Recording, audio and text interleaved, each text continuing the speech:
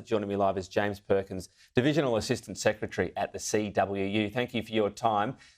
What's your reaction to this? Telstra says this is part of its restructuring of business. We know this area is changing very quickly. We're bitterly disappointed with the decision taken by Telstra yesterday. We've sought to meet with Telstra this morning and discuss the 2,800 job cuts, with 377 people to be made redundant effective immediately. Yeah, so what's happened when you say you've sought to speak to them? They've just not replied? What's the situation there? No, Telstra have replied. I'll give you an example of what we're dealing with. Okay. This is a document that Telstra sent to us. So we're expected to sit down this morning, go through that document. Now, you know, these are people's lives. So we've got 2,800 people. There was no, what really annoys us is that there was no prior consultation before this announcement was made. If it was truly about efficiency gains and productivity, I can't understand why Telstra didn't come to the union or go to their employees with their unions and discuss ways to make the company more efficient. Instead, once again, they pulled out the axe and sent 2,800 families onto the unemployment line.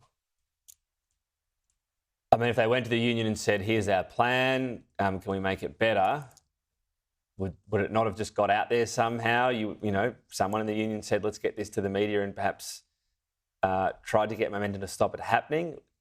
Well, certainly that'll be our goals today, is to try to sit down with Telstra and convince them that this is not a good idea, that they should reverse this decision. But no, Tom, I mean, the union is open to better ways of working and more efficient ways of working. And no one knows better how to bring about those efficiencies than Telstra employees. And it's really disappointing that that step wasn't taken first.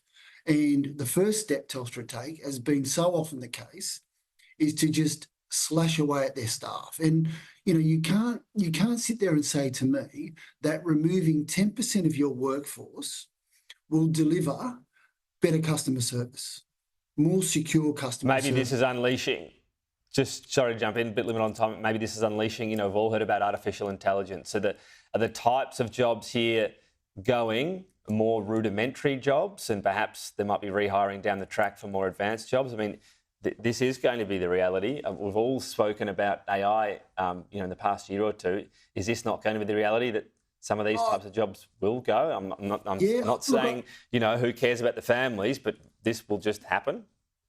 I don't disagree with you, Tom, in that telecommunications in particular is at the cutting edge of technology. But again, we've not seen anything to support those claims from Telstra. We've not seen any modelling. We've not seen anything that explains that that's what's happening.